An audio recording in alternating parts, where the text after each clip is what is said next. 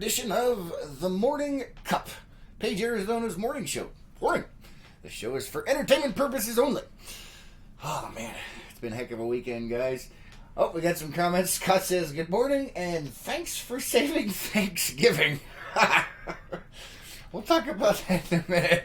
Steven says, good morning from the Blacks. Good to see you, Steven. Thanks for being here. And Karina says, another beautiful day. Yes, it is amazing out there, guys. And Gina says, good morning, Gina. Good to see you.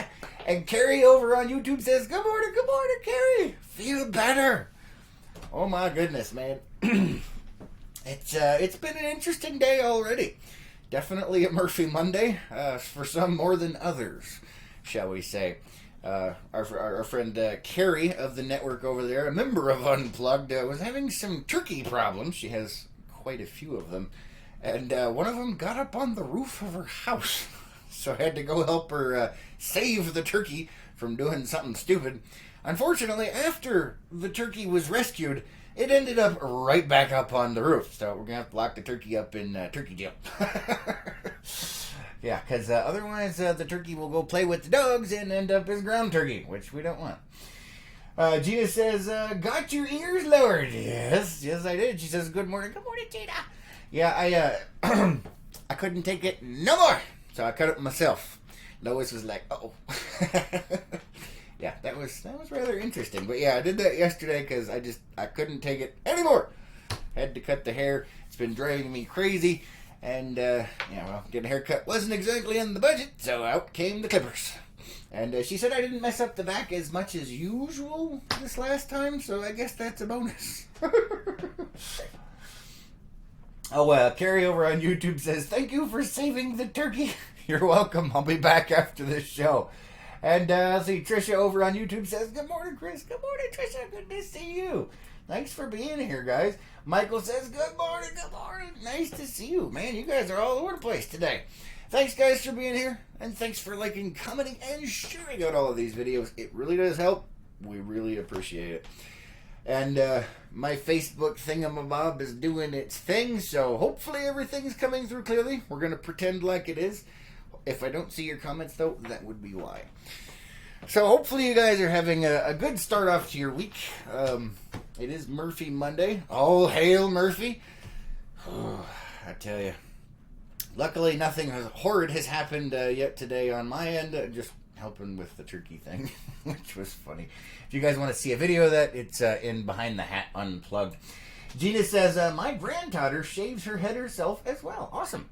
Yeah, I try and blend mine into the top there, Gina. Sometimes it works out, sometimes not. I used to be really good at it, but I guess I don't care quite as much as I used to because I wear a hat, so I just kind of wing it. And Lois makes fun of me from time to time. That's terrible. So yeah, it's already been a decent Murphy Monday. Hopefully your Murphy Monday doesn't go horribly wrong. All hail Murphy. But, yeah, I don't even know. Anyway, like I was mentioning, for those of you that are in Unplugged, go ahead and check. There's a video of the turkey incident back there. And for those of you that have no idea what Behind the Hat Unplugged is, it is our behind-the-scenes group where you get to see all kinds of crazy stuff and things happen back there. We have get-togethers and things of that nature.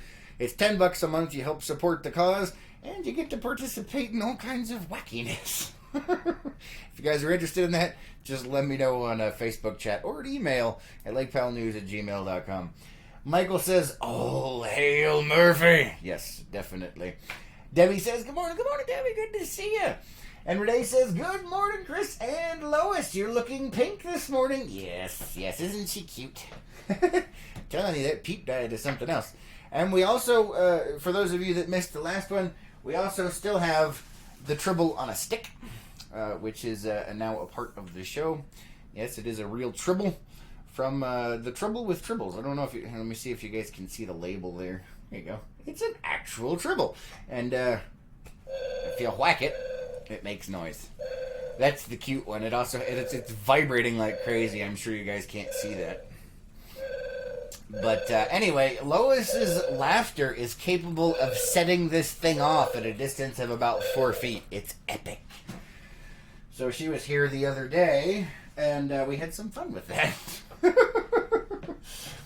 Let's see what else we have here in the comments. Lois says, not from time to time. I make fun of you all the time. Well, all right, this is true, Lois, but you're supposed to be working. What are you doing over there? But thank you for joining the show, Lois. Although, if that's you and you're typing over there, there's some kind of hinkiness going on here. I don't even know, man. I don't even know. Let's see. Oh, Carrie over on YouTube says, I've been spraying her with the hose until I hit that gray area, which is pre-paint area, and I said, screw it. Yeah, I'll be over there later to help you out, Carrie, after the show. I'm sorry your turkey's being a pain in the butt. But did you tell it to put the lotion on the skin before you sprayed it with the hose? That could be the problem. Just saying. Oh, man. So yeah, it's been interesting. For those of you guys that don't know, Lois has started working, so she is not here for the morning shows. We're thinking about maybe doing some co-hosting and things of that nature. Haven't really got it all sorted out yet, but we'll figure it out eventually, right? Either way, well, you never know. You never know, man. You never know. So let's see. Did I do anything exciting over the weekend? Not really. Not that I can think of. We did have... I've been cleaning a lot and reorganizing things. It's, kind of like a spring cleaning thing, but in the middle of summer. Trying to get things organized around here. Lois is in the process of working 7 12-hour shifts in a row. And you might be wondering to yourself, why on earth would she do that? Well, it's because this is her first, full solid week of work, and right after that, she has to go down to Tucson for city council stuff for a whole week. So she's trying to squeeze an entire 2-week pay period into 1 week. So everybody, give your thoughts and prayers out to Lois, and let's hope she doesn't kill me, because I don't want to die.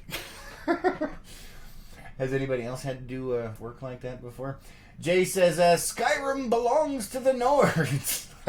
All right. Someone's been playing some games over there. All right. Let's see. Carrie says, I'm getting out the bacon grease and putting that on the skin for easier plucking. Instead of puts the lotion on the skin, it puts the bacon grease on the skin, or it gets the hose. Although, technically, the turkey's supposed to be in a hole while you're doing this, not on the roof, Carrie. So I'm not sure how that's going to work. The turkey can escape up there. Let's see. Let me check the comments over here. Diana says, what is she doing at her job? All kinds of crazy stuff. But if you want to know more about that, we'll put that in an unplugged, but that's not something we're broadcasting over the normal network. But either way, she's working 7 12-hour shifts. No, thank you. No, thank you. Although, technically working here with LPNN, we work 24 hours a day for the most part until we actually go to bed. So, all kinds of weird stuff happens around here. It's amazing how busy it is in a small town. Kelly says, good morning. Hello, my little friend. How are you? Ha ha ha. Should check out Unplugged. There's some weirdness going on back there. Turkeys, man. Turkeys. Once again, guys, thanks for being here, and thank you for liking, commenting, and sharing on all of these videos. We do appreciate it. Yeah, I say it all the time. Get over it. We do need that help. Let's see what we have here. I'm checking on some stuff. Okay, making sure. All right, there we go. I had to check a couple of things over here on the chat side. So, should we jump? Let's go ahead and jump back into the list from that Lois made the other day. Let's see where we had left ourselves off. Oh, looks like I'm boring today. We've lost part of our audience. David says, hoping her bird... not touching that one, David. Looks like autocorrect is strong today. Hosing the bird. Yeah, no. It was not pleasant, and not... No. Oh, man, that's terrible. Let's see. I think. Oh yeah, we talked about the last thing. I remember we talked about this one. There was that bear that broke into a car and ended up shifting it because it wasn't locked and rolling down a hill. Let's see. Let's see. I don't think we did this one. This one says, Florida animals again. Let's see what we have on that one, shall we? Oh, that's not. This is an actual like news article. I mean, they all are, but this is like AP level stuff. This says guacamole loving gator crashes couple's date by a Florida lake. A hungry alligator crashed a picnic date by a Florida lake and gobbled down an entire bowl of guacamole. Apparently, he had the munchies. Oh man, down at these ads are ridiculous. All right. Let's see. These people had planned a picnic Thursday before he was leaving to go join the Marine Corps. Oh, look at that. They were shocked and ran away from the blanket when the alligator sprinted onto the beach. First, it ate a block of cheese, and then some salami, half a watermelon, and a pound of grapes. Apparently, an alligator wanted its own picnic. They said the worst part was watching the gator consume a big bowl of guacamole. He says the reptile devoured the bowl as well. Holy cow. The man wanted to scare the gator away, so he made himself look bigger, spreading his arms and making noise. The gator then crawled back into the water. Well, of course he did. He finished all your lunch. Oh my goodness, that's hilarious. Can you imagine if you were having a picnic and a gator is just like, you know, some things just aren't worth it. I mean, I know guacamole is good, but when a gator wants your lunch, you better give it up, man. That's all I'm saying. All right, let's see. Oh, no. This one, let's see. Lois says, I can see Chris and several of our viewers with oh so happy what if thoughts with this one. I don't know. What do you got here, Lois? Let's see what you have.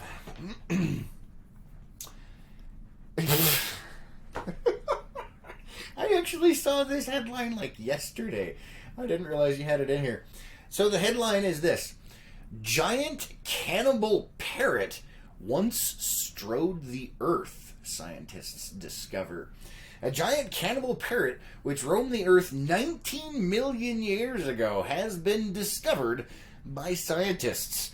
Dubbed Hercules, the 1 meter high bird is the largest parrot ever found and twice the size of the largest species alive today. Analysis of a fossil discovered in what was once a Miocene epoch forest in New Zealand indicates the 7-kilogram bird had a huge beak able to crack into and break down most food sources, including other parrots. This is horrifying.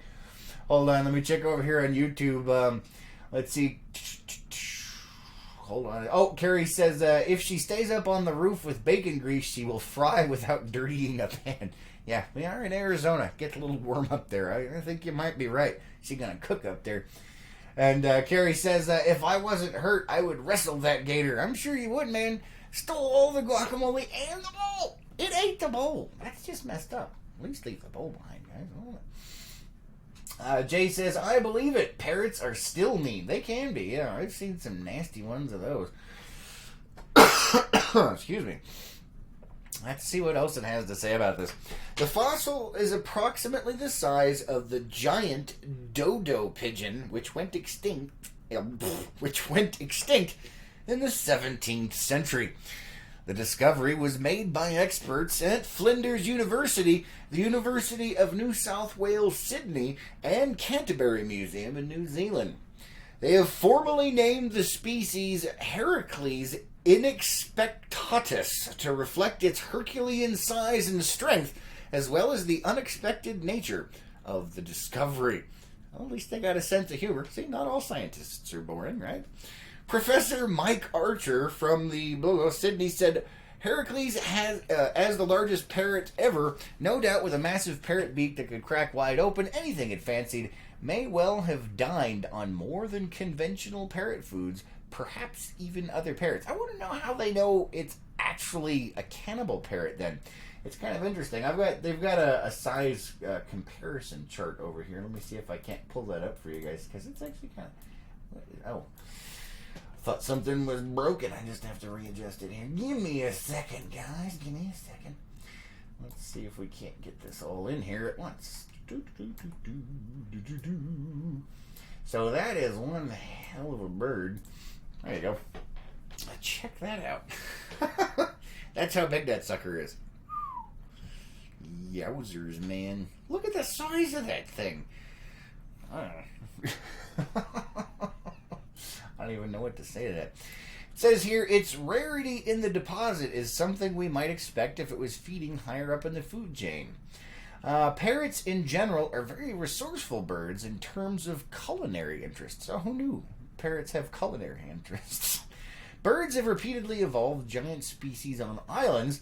As well as the dodo, there has been another giant pigeon found on Fiji, a giant stork on Flores, giant ducks in Hawaii, giant megapodes in New Caledonia and Fiji, giant owls and other raptors in the Caribbean. Huh, I'll be darned. Yeah, it doesn't really say how they figured out it was, it must be because of where they found it in the fossil record, I guess. Either way, kind of interesting. Let's see. Carrie says, back with the gator, she says, for eating the cheese and the salami. I know, right? You got like a perfect picnic thing going on, and then a gator shows up. Nom, nom, nom, nom, nom. That's just messed up, man. Just messed up. Alright, let's see what else we have here today. We're moving on to the category of places.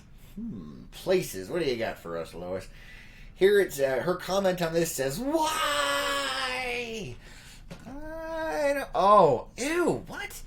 Oh, I can read the URL. This sounds horrifying. I don't know why, Lois. Let's see if it'll open for us here. Ugh. What? No, this is just wrong. And there's a picture, too.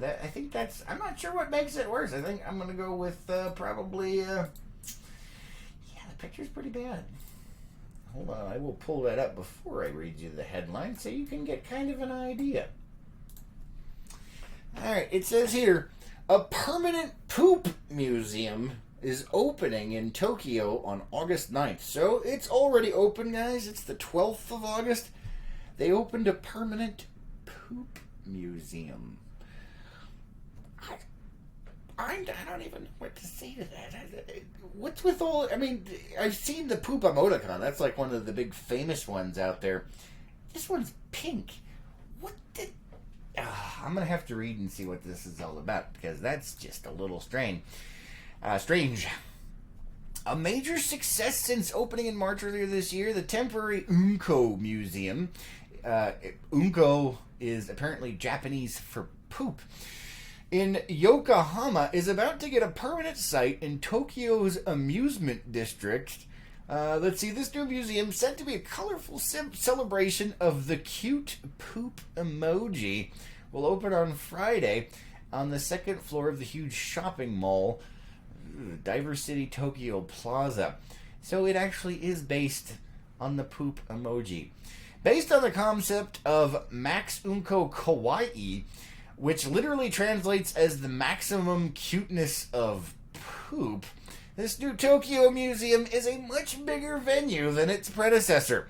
It will also feature a revamped design plus some new additions.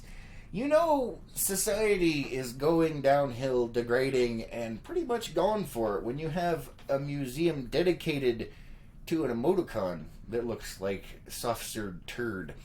I don't even know what to say to that, man. I don't even know what to say to that. Oh.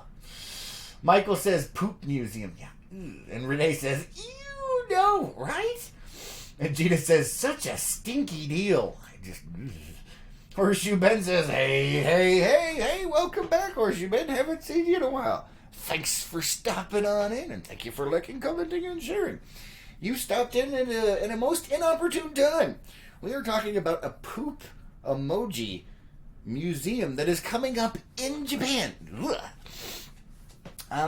So let's see. Unko Museum Tokyo will sport a new main area housing a turd-spitting, poop-shaped volcano.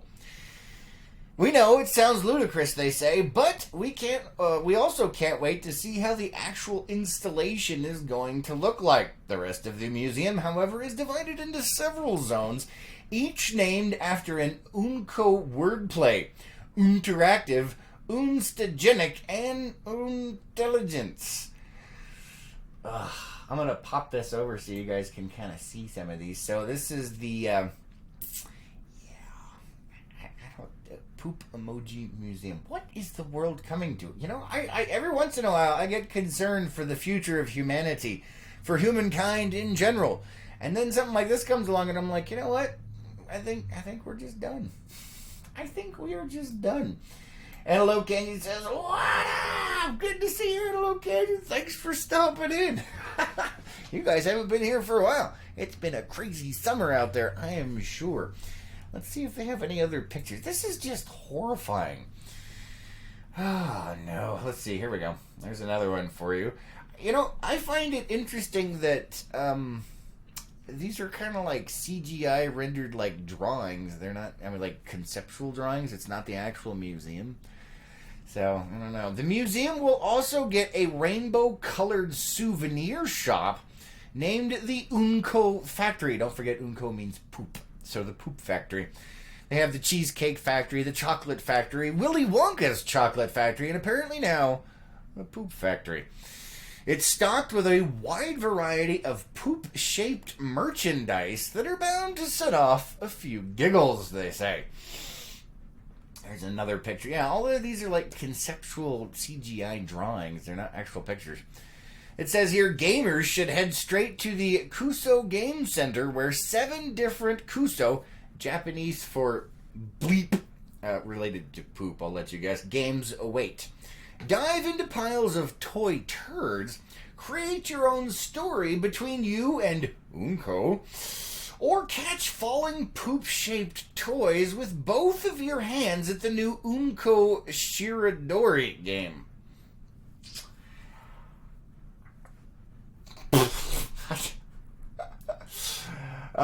The wave's giving us the wave. Good to see you. Allie says, oh, bloody hell, right? I'm not sure where people come up with this stuff, but it just, no. Renee says, Japan does strange crap all the time. Is that a pun, Renee? Is it? Yes, they definitely do strange stuff all the time, but, damn. Just, I mean, come on, a poop museum. Oh, that's disturbing.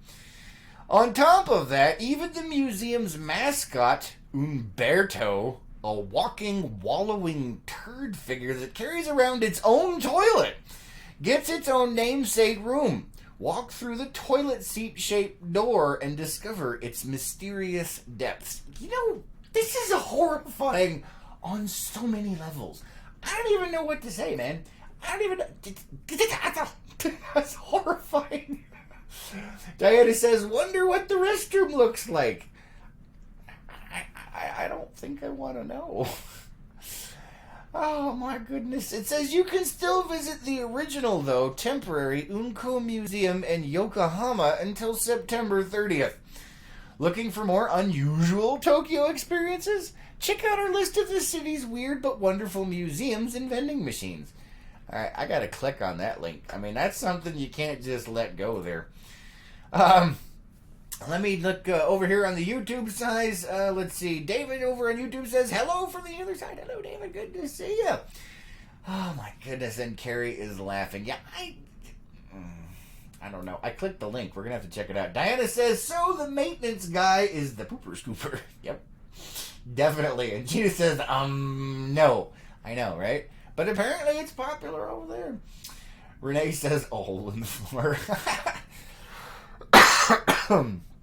So let's see where this mysterious idiocy has taken us. I clicked on a link. Tokyo's most unusual museums.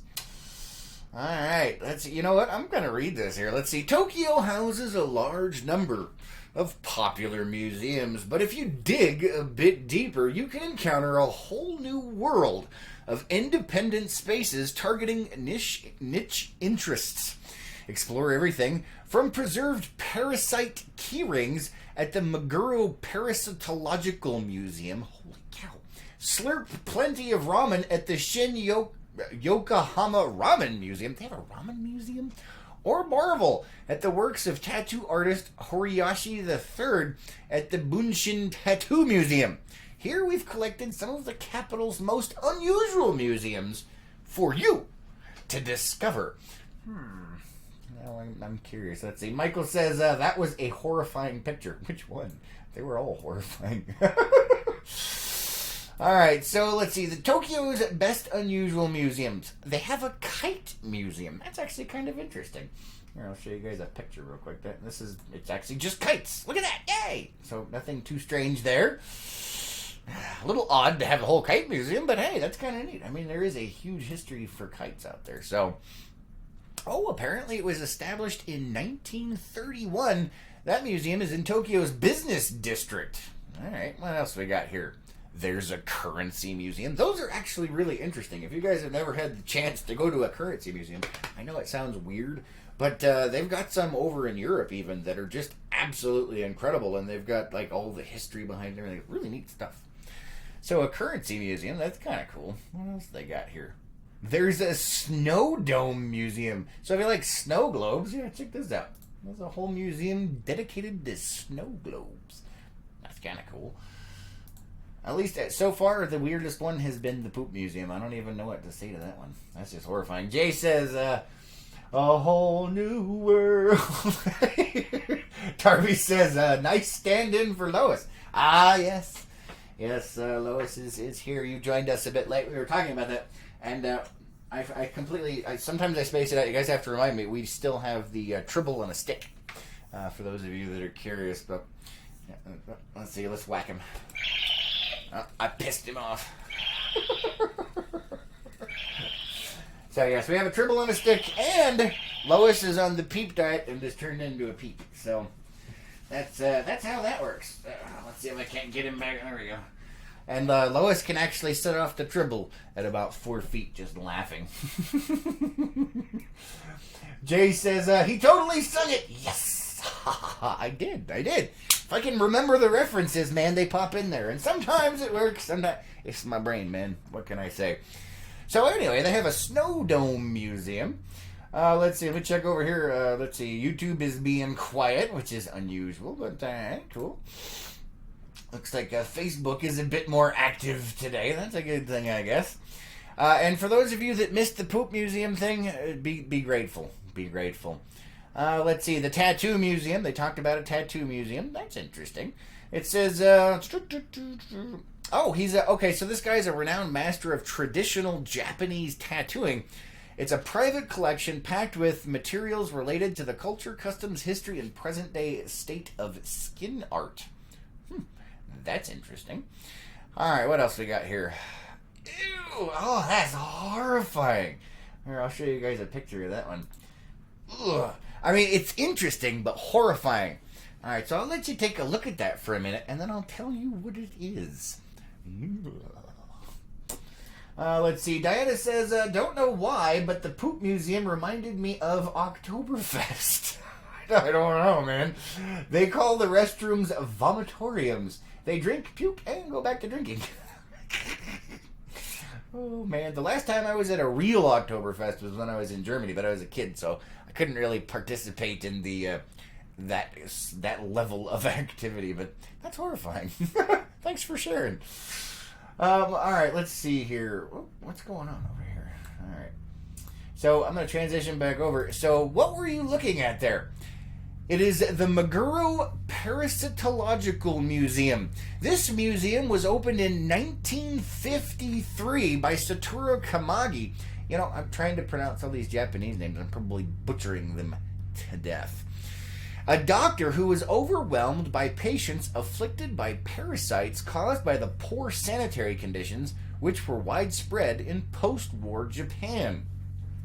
The second floor has a display of an 8.8 meter tapeworm taken from the body of a 40-year-old man, with a ribbon next to it to emphasize just how long 8.8 meters really is.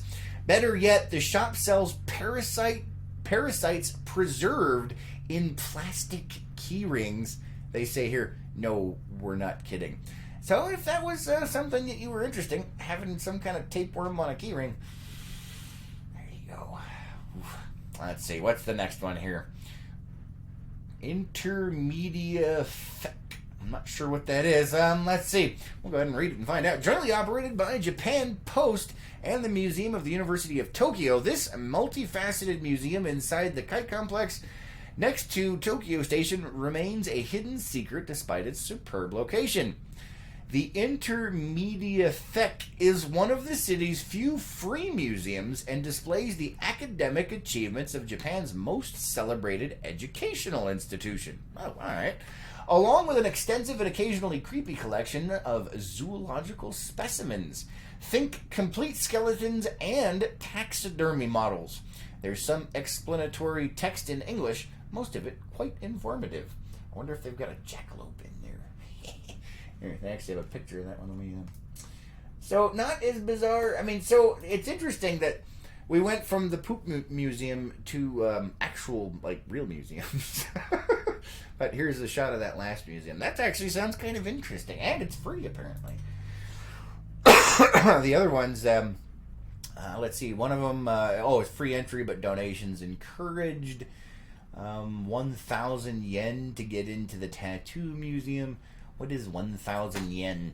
1,000 yen to US dollars. Let's see what that comes out to. It's $10. $9.49 right at this moment. So, $10 and you can get in. So not that bad. Not that bad at all.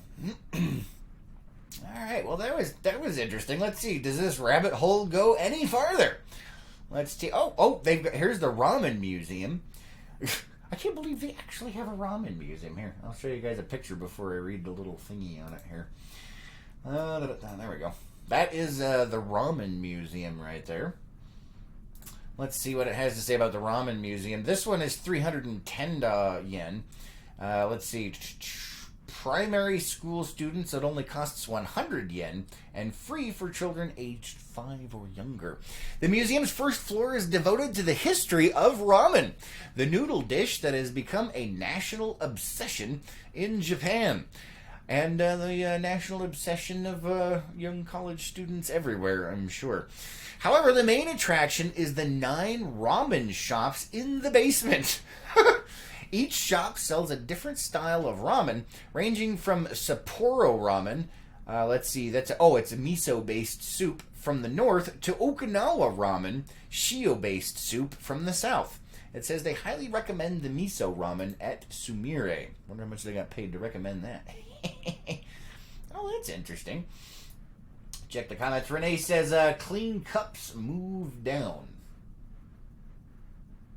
Not sure. 30 seconds, man. 30 seconds.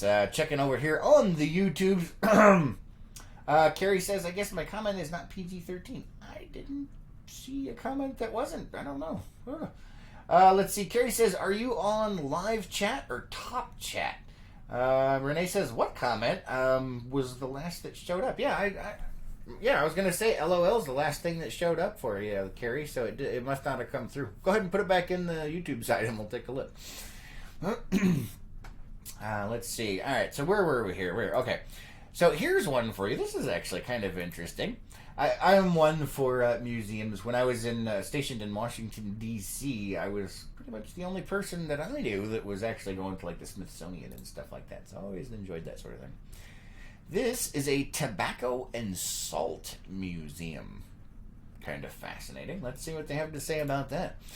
Let's see, the rationale for the unique museum's pairing of themes is that both were once government monopoly commodities. Yeah, that is interesting. Tobacco gets the most exposure, with much of the space devoted to the history, manufacture, and culture of the killer leaf, they say. A detailed life-size diorama of a tobacco shop on of the Edo period from 1603 to 1868 adds to the nostalgic atmosphere. The salt section, on the other hand, has its own draws, including an impressive 1.4-ton piece of rock salt and a replica of Saint Kinga, a 2-meter-high statue carved from 2 pieces of rock salt. Originally located in Poland's something salt mine, also known as something underground salt cathedral. I can't pronounce it, so I'm not going to try. It's from Poland, though. It says, before you visit, download the audio guide app to make the most of your visit. That one costs 100 yen for primaries. Junior high and high school students are only 50 yen. The Tokyo Metro Museum. Ooh, I like train stuff. That's always fun. Nope, apparently I've bored everyone to death. Everyone's bailing out. Roberta says, good morning, y'all. Good morning, Roberta. Renee says, rabbit hole? Alice in Wonderland? Yes, yeah. Going down the rabbit hole. Let me check over here on the YouTube. Let's see. Renee says, it's not on live chat, Carrie. Yeah, I'm not sure what you said, Carrie. It's not over here. I don't see it. And Renee doesn't either. Not sure what's going on over there. So they do. I thought these were going to be more interesting, but I find them fascinating. But so Metro Museum. Ooh, there's a Love Doll Museum. That's not quite the poop museum, but I'm sure that is interesting. Yeah, let's see. Okay, so that's that one. Best art museum, free museums. Yeah. All right. So nothing quite as tabooish or interesting as the poop museum. That is kind of funny. All right, who's ready to move on? Looks like we've lost most of the audience to sheer boredom. Let's see. Oh no. Alright, so this one is still under places, and Lois says here, fancy a visit to some of these places? I know I do. Let's see if Chris can guess which ones. Oh boy. I'm gonna regret this. Aren't I? I know it. I know it. Let's see. A 2019 compilation of 50 weirdest places across the world you should stop by. Ooh, that is neat. I don't even know. Wow. That is really cool. Let me see if I can't adjust this so you guys can see it as well. Let's see. Let's see. There we go. Bam. There's that. Check that out. So this says, where words fail, pictures do the trick. And in this blog, you require the pictures to understand the baffling beauty and sublime grace of some of the strangest places on Earth. We have carefully shortlisted 50 weirdest places from across the world based on human interactions with these destinations. We bet you will be rushing to change your bucket list just about now. Take a look at the most bizarre destinations in the history of the world. You will be taken in by shock, awe, surprise, and in a nutshell, the entire spectrum of human emotions. Alright, well, I got a lot of hype. Let's see what you got here. Wow, that is really cool. So I'll pull this up just because it's neat looking. Look at this thing. That is pretty cool.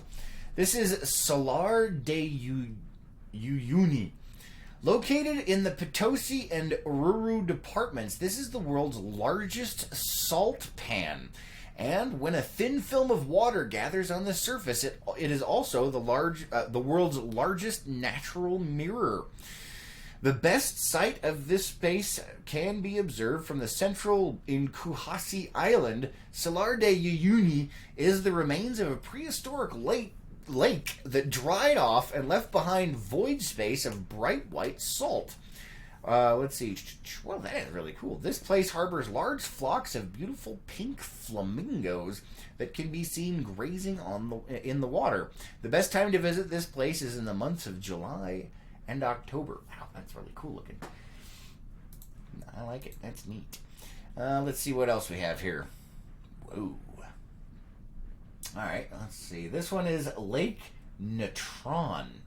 Let's see if we can't get that translation over. That is just bizarre. Looking for the weirdest places on Earth? How about this terrifying lake? Animals that die in this African lake are turned into statues through calcification. The presence of huge volumes of sodium bicarbonate ensures they turn into mummies. And because of the high alkaline collection, the lake looks red in color. This is the reason why the lake is also known as the petrifying lake. In spite of all of these conditions, it is a grazing ground for the lesser flamingos. Fancy a dip? Don't even think about it, it says. Oof. Oh look, pop-ups. Oy, oy, oy. That is just bizarre. Jay says, also known as Oops All Sky Limited Edition. Yeah, pretty much. We actually have that phenomenon here in Lake Powell. When the lake is smooth enough, you cannot tell up from down. It's very disorienting, especially in some of the narrow canyons when the water is like glass out there. You literally can't delineate up from down in there. It's incredible. It can be quite disorienting, though. It's kind of interesting. Let me check over here on the YouTube side. Let's see. Renee says, you may find a new co-host in the Love Museum. Actually, that was one of my ideas, I should say. Unfortunately, Lois didn't go for it. But perhaps a blow-up doll. I don't know. That's what I was thinking. But that first one that I showed you guys with that cool like land bridge kind of thing is called the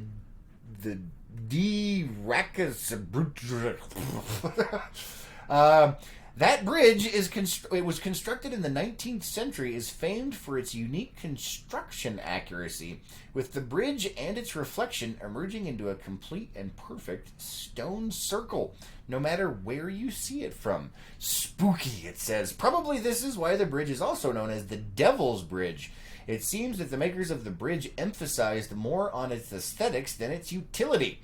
Both the ends of that bridge have thin rock spires installed to make it look like natural basalt columns, which commonly occur in many parts of Germany.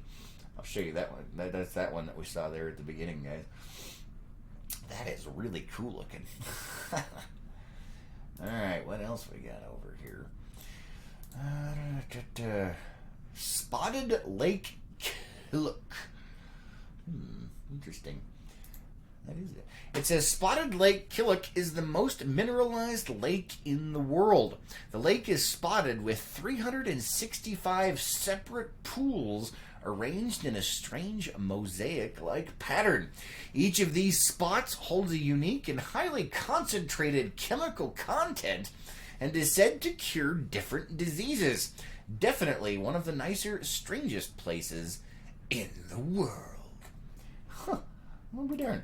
Some of these places I've never heard of. I mean, that's just neat. That is in northwest of Osceola in British Columbia. Alright, what the heck is that?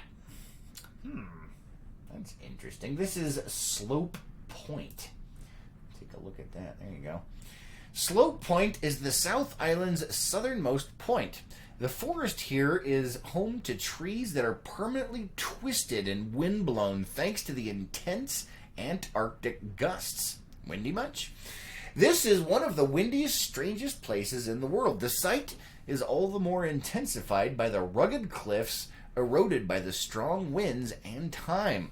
The place is used for sheep farming, though there are no houses around. Another highlight of this place is the AA signpost that is installed here showing the distance to the equator, 5,140 kilometers, and the South Pole at 4,803 kilometers. That's in New Zealand, it says.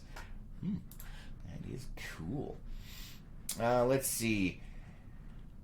Dead Vlay. I'm just going to look for cool pictures, unless you guys want to go through the whole thing piece by piece. Let me check the chat over here. Let's see. Carrie says, ooh, him and Margaret can host together. I'm not touching that one. That's funny, Carrie. Let's see. Oh, that's kind of neat. They got this is an underwater one. That's kind of cool. This is an underwater park. Let's see what it says about that. This list wouldn't be complete without some underwater beauties. One of the world's strangest places, located in the Green Lake in Tregoes. This is not just a gimmick, but a genuine park that goes underwater during the spring. After all, the scuba divers do need to rest and relax too. It is considered as one of the most fabulous waters to dive in around Europe due to the rarest natural phenomena. Have you booked your tickets yet? That's kind of cool. So it is a real park during part of the year, and part of the year it's underwater. Nice. That's kind of cool. Eternal Flame Falls. Let's see what this is all about. Hold on there. There we go. Let's see. This is Eternal Flame Falls. The Eternal Flame Falls is a quaint waterfall located in Shale Creek Preserve, which is a section of Chestnut Ridge Park in western New York. A small item at the waterfall's base emits natural gas. Oh, cool. Interestingly, it can be lit to produce a flame. This flame is visible all year round. It can be extinguished and must occasionally be relit. The flame is fueled by natural gases and burns bright under a waterfall. That's kind of cool. I wouldn't mind taking a look, but that's in New York. I don't know, man. I don't know. Tunnel of Love. There you go. That's actually kind of cool looking. It says a section of industrial railway in the Ukraine. This green leafy tunnel seems like something out of a fairy tale. It is known for being a favorite place for couples to take morning or evening strolls. If you're planning to surprise your significant other on Valentine's Day, ditch the usual trip to Disneyland and book your trip to the Ukraine. You will not be disappointed by everything that Ukraine has to offer. The beauty of the Tunnel of Love will astound you. That's pretty neat. Let's see. The Silfra Rift. What is that? Oh, that's neat. All right, let's take a look at this one. There's so many of these that are cool. Here's one for you guys. Diana says it's like that on Silt, the northernmost part of Germany. Very windy. Yeah, I bet. This is the Silfra Rift. It separates two continents and two tectonic plates, namely the North American and Eurasian plates. It occupies an area of approximately 600 by 200 meters.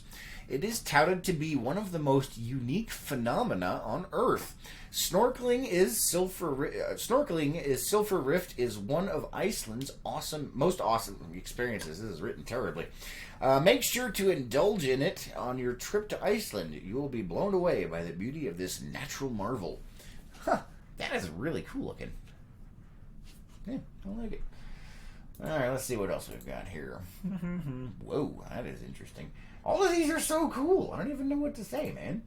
Let's see what this one is. Stacy says, good morning, everyone. Blessed Monday. Good morning, Stacy. Good to see you. Thanks for being here. Thanks for liking, commenting, and sharing.